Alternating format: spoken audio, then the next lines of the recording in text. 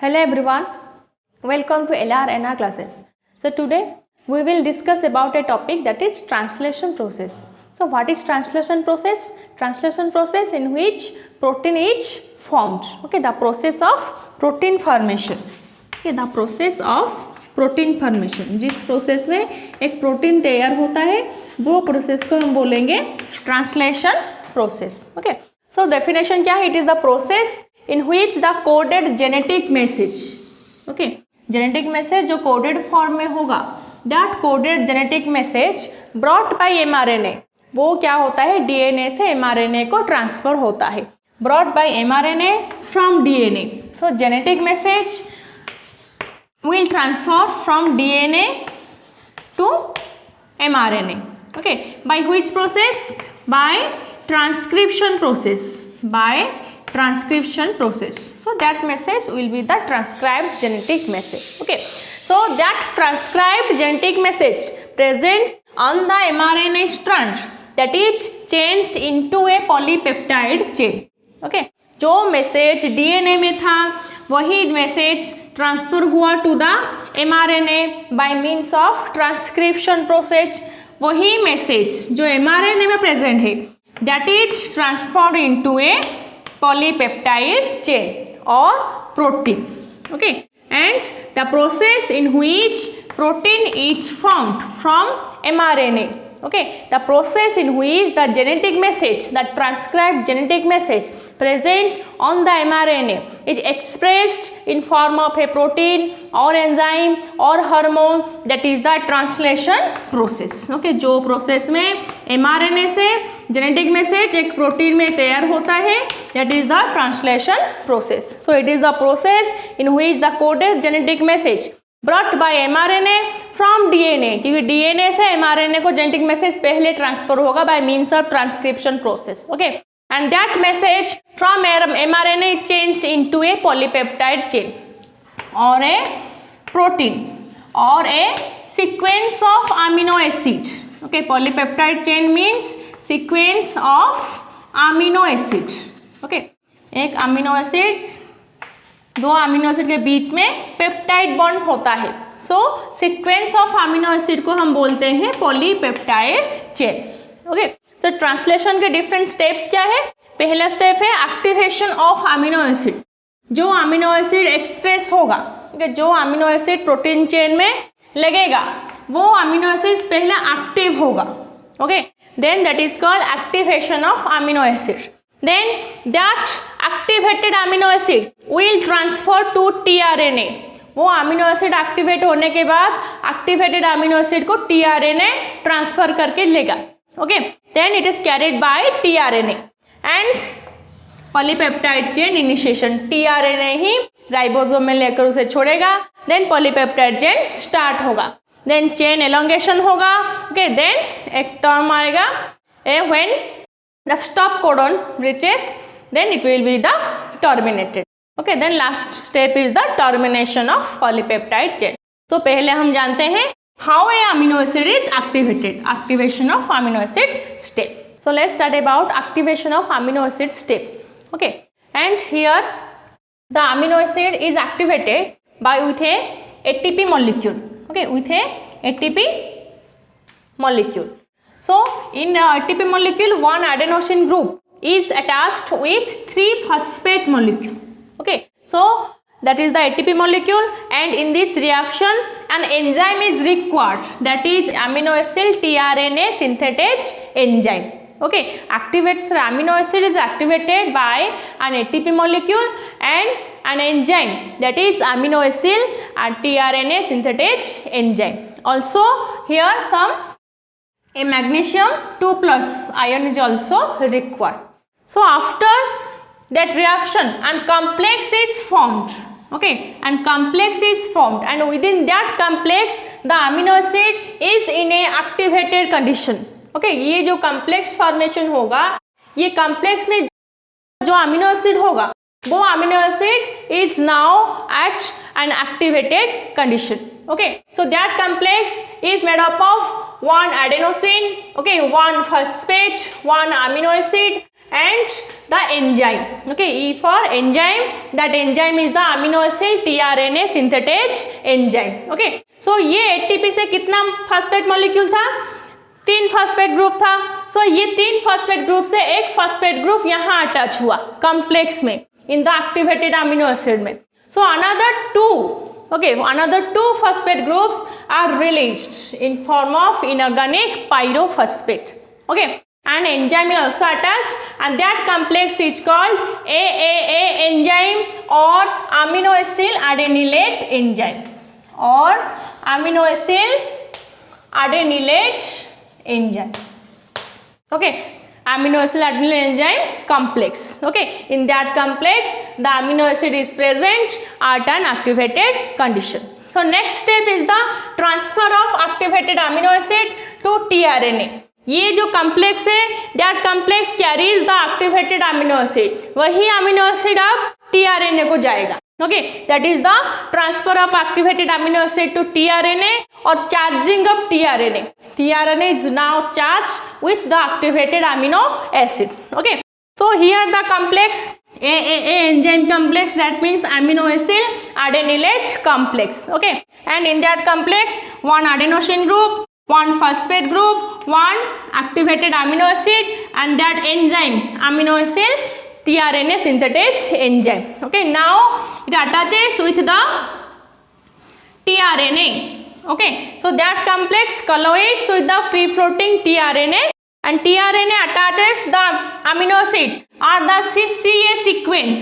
Okay, tRNA class में हम already discuss कर चुके थे कि tRNA में 2 एंड होता है, एक 5 प्राइम एंड होता है, एक 3 प्राइम एंड होता है. सो 3 प्राइम एंड में CCA सीक्वेंस होता है, that is the amino acid attaching site. ये CCA सीक्वेंस में आपका अमीनो एसिड अटैच होगा. ओके, ये इंपॉर्टेंट है, एग्जाम में बहुत इंपॉर्टेंट है, टीआरएनए के कौन से सीक्वेंस में अमीनो एसिड अटैच होता है. Okay, so the amino acid, the activated amino acid is attached to the tRNA at the carboxyl end, at the carboxyl group of the CCA sequence. Okay, so here the synthetase enzyme, the amino acid synthetase enzyme is released. Okay, यहाँ ये complex में क्या था, only ये amino acid ही attach होगा ये sequence में और बाकी सब रिलीज हो जाएंगे. So ये enzyme also released, amino acid synthetase enzyme is released, and ये जो ग्रुप था ये क्या है, AP means adenosine monophosphate. 3 phosphate हो गए तो एडेनोसिन ट्राइफॉस्फेट. अगर एक फॉस्फेट प्रेजेंट है then we call it adenosine monophosphate. So that activated amino acid is attached to the CCA sequence of tRNA and enzyme is released, and the adenosine monophosphate, adenosine and 1 phosphate group is released, and also some energy also released, and that energy is stored for formation of polypeptide chain and stored in the AATRNA, and that energy is stored in the AATRNA means amino acyl tRNA. adenyl तो नहीं है ना, so that is the AA means amino acyl tRNA. so ये energy store होकर रहेगा, जब polypeptide chain formation होगा तब ये एनर्जी काम में आएगा. and also AMP release, adenosine monophosphate, adenosine and 1 phosphate group is released, and also enzyme amino acid tRNA synthetase enzyme also released. Okay, so next हम जानते हैं what is the how initiation occurs of polypeptide chain. So let's start the initiation step. Okay, so to initiate the polypeptide chain there are some factors required. Okay, that factors are called initiation factors. Okay, so there is 3 in prokaryotes and 9 in eukaryotic cell. 3 initiating factor in prokaryotes and 9 initiating factor in eukaryotes. Okay, so in prokaryotes that is initiation factor will be IF2. Okay, and in eukaryotes the initiation factor will be EIF3. Okay, ये initiation factor है who initiate the polypeptide chain. Okay, and that initiation factor will present at the capping region of mRNA, क्योंकि mRNA में जो capping था, okay, at the extreme 5 prime end में जो capping था that is 7 mg capping था. Okay, 7 mg means 7 methyl guanosine. Okay, तो वो कैपिंग रीजन में आपका इनिशिएशन फैक्टर प्रेजेंट है। Okay, so next GTP, to promote the initiation step, initiation step को फास्ट करने के लिए, प्रमोट करने के लिए क्या चाहिए, GTP means guanosine triphosphate. Okay, guanosine triphosphate. Okay, so the cap region of mRNA, किसका कैप रीजन, mRNA का कैप रीजन, ये वाला जो था जहां 7 mg कैपिंग है, capping enzyme means it initiates the polypeptide chain formation.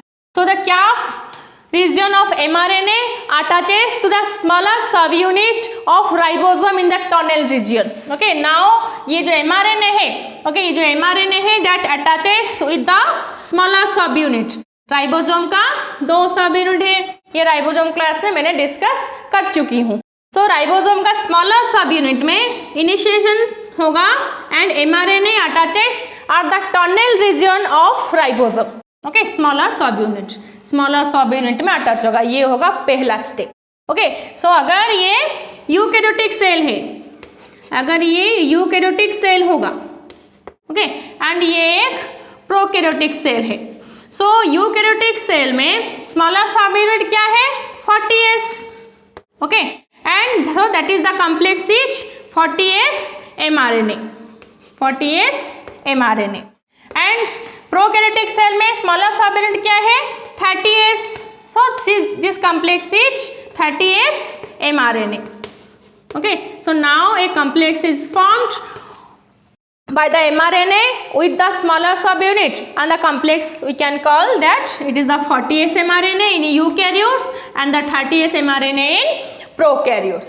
Okay, so next क्या होगा, when the mRNA lies at the tunnel region of ribosome and attaches with the smaller subunit, the initiation codon of mRNA attaches at the P site. Okay, so ribosome का 3 sites होते हैं, one is A site and P site and E site. Okay, A site means acceptor arm, ये क्या करेगा, tRNA को accept करेगा। जब tRNA आएगा, ओके, अमीनो एसिड को लेकर, एक्टिवेटेड अमीनो एसिड को लेकर जब टीआरएनए आएगा तो ये पहले ए साइट पे ही पहुंचेगा, लैंड करेगा in the A site, that is, so that's why it is called acceptor arm.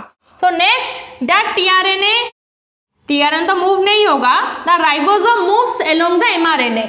Okay, tRNA की ये mRNA मूव नहीं करता है, मूव करता है ribosome along the mRNA strand, that is process is called translocation process. Okay, so जब ribosome move करेगा then that tRNA which is present at the acceptor arm, same tRNA present at the P site. P site में क्या होगा, polypeptide chain formation होगा। Okay, peptide bond formation होगा and polypeptide chain formation होगा, so that's why it is called P arm or P site. And finally E site. E site is the exist site. Polypeptide को, amino acid को छोड़कर tRNA क्या होगा, E site पे चला जाएगा, exist हो जाएगा। So that's why it is named as E site. Okay, so ये 3 आर्म है of the ribosomes, A, P and E. A site, P site and E site. Okay, so when the initiation codon of mRNA attaches at the P site, so जब mRNA attach होगा at the tunnel region of smaller ribosome, smaller subunit, the initiation codon, that means eukaryote में initiation codon क्या है, AUG. okay, prokaryote में ही आपका AUG ही है। okay, that is the AUG. okay, so the initiation codon lies at the P site, लेकिन ये जो reaction को जो कैटालाइज करेगा that is by different initiation factors. Okay, initiation factor होता है प्रोकैरियोट में IF2 एंड यूकैरियोट में होता है EIF3। ओके, तो initiation factors catalyse the reaction. Prokaryote में कौन इनिशिएशन फैक्टर करता है, IF2 and in case of eukaryotes EIF3। Okay, so at that time AATRNA complex, जो कॉम्प्लेक्स पहले हम पढ़ चुके हैं चार्जिंग टीआरएनए स्टेप में, एक्टिवेशन ऑफ अमीनो एसिड जब ट्रांसफर होगा तो tRNA, so then AATRNA complex formation होगा, मैंने ऑलरेडी डिस्कस कर चुकी हूँ। So that complex reached at the A site. Okay. So tRNA अभी AUG कोडन है. So AUG कोडन के लिए कोड कौन सा है, अमीनो एसिड कौन है, that is amino acid methionine. Okay, AUG code के लिए अमीनो एसिड कौन है, मिथियोनिन. मिथियोनिन इन यूकैरियोट, अगर यूकैरियोटिक सेल होगा तो tRNA मिथियोनिन लाएगा. अगर प्रोकैरियोटिक सेल होगा तो tRNA क्या लाएगा, N formyl methionine amino acid लाएगा. अगर इसके सिवा और कोई अमीनो एसिड होगा तो वो अमीनो एसिड यहाँ अटैच नहीं हो पाएगा, क्योंकि one code is responsible for one amino acid. Okay, एक कोड में एक ही अमीनो एसिड के वो भी पर्टिकुलर स्पेसिफिक अमीनो एसिड के लिए आपका इंफॉर्मेशन रहता है. सो अगर यूकैरियोटिक सेल होगा तो tRNA किसको लाएगा, मिथियोनिन अमीनो एसिड को लाएगा. अगर प्रोकैरियोट सेल होगा तो tRNA carries N formyl methionine amino acid. Okay, tRNA carries N formyl methionine amino acid. So that tRNA complex means अगर यूकैरियोटिक सेल होगा सो इसके लिए जो tRNA कॉम्प्लेक्स आएगा दैट tRNA कैरीज कौन सा amino acid, methionine amino acid. That means that complex is the tRNA MET complex. tRNA MET complex means tRNA methionine complex. Okay, and prokaryote के लिए जो अमीनो एसिड आएगा, जो activated amino acid आएगा by the tRNA, that tRNA carries the N formal amino acid. That tRNA carries the N formal amino acid, and that tRNA is called tRNA F-MET. tRNA F-MET. Okay, tRNA F-MET. tRNA N formal methionine complex. Okay, so eukaryotic cell के लिए आएगा tRNA methionine आएगा and prokaryotic cell के लिए tRNA N formyl methionine को लाएगा, जो initiation amino acid है. That is the initiation amino acid. Okay, so अभी tRNA reaches at the A site. tRNA direct P site में नहीं आएगा. P साइट में आपका डायरेक्ट इनिशिएशन कोडन लाए होगा, बट tRNA आएगा एक्सेप्टर R में. tRNA is accepted bye acceptor R. Okay, so here tRNA reaches at the acceptor R carrying the amino acid. Okay, and when ribosome moves along the mRNA strand, that is the translocation process, जब ribosome move होगा वही tRNA जो A site में था वो tRNA now lies at the P site. That tRNA lies at the P site carrying the initiation amino acid. Okay, so now the complex is formed. 40S mRNA पहले था, अभी tRNA MET मिल गया तो complex क्या होगा, 40S mRNA tRNA MET. तो पूरा के पूरे कॉम्प्लेक्स अब क्या बोलेंगे हम, 40S mRNA tRNA MET. अभी ये कॉम्प्लेक्स हो जाएगा. ओके, सिंपली सेम यहाँ क्या होगा, 30S mRNA tRNA F-MET complex हो जाएगा. 30S mRNA tRNA F-MET complex हो जाएगा. ओके, ये हो गया आपका tRNA जो क्या कैरी करके लाया है, एक्टिवेटेड अमीनो एसिड लाया है. वो अमीनो एसिड क्या है, एन फॉर्मल मिथियोनिन, जो इनिशिएशन अमीनो एसिड है.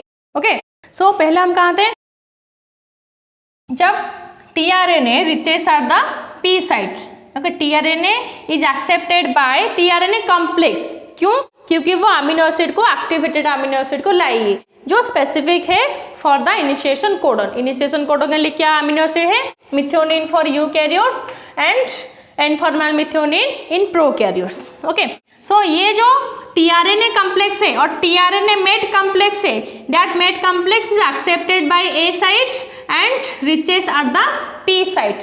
So before it reaches at the P site, it is checked by some checking factors. Okay, ये check होगा by some checking factor. ये checking factors क्या check करेंगे, क्योंकि tRNA ये AUG codon के लिए एंटीकोडन लाया है कि नहीं. ओके, एंटीकोडन कहाँ से आएगा, so tRNA का एक आर्म था जो एंटीकोडन आर्म था.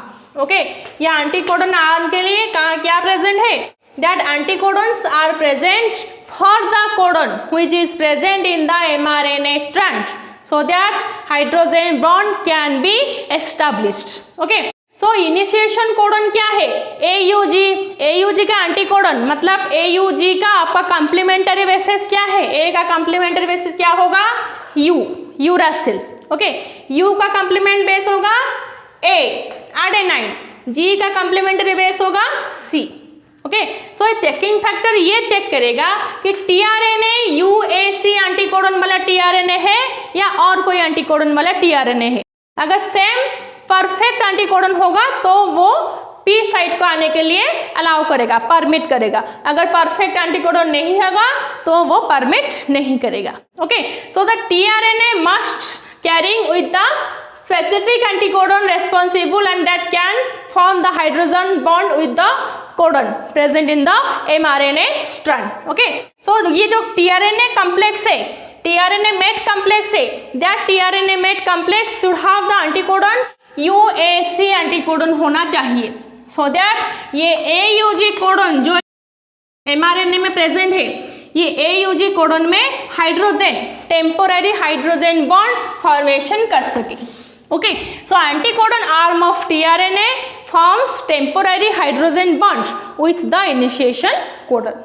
ओके, एंड यहाँ जो एनर्जी रिक्वायर होगा that energy is provided by GTP. Okay, guanosine triphosphate. Okay, so now ये सब होने के बाद अब क्या आएगा? लार्जर सब यूनिट आएगा. Okay, now larger subunit combines with the smaller subunit to form a functional ribosome. Okay, जब 40S में इसका लार्जर सब यूनिट कौन है? 60S. जब 40S में 60S मिल जाएगा तो क्या होगा? 40S नहीं रहेगा, अब क्या हो जाएगा? 80S राइबोसोम हो जाएगा. Okay, now it is called 80S mRNA tRNA mate complex.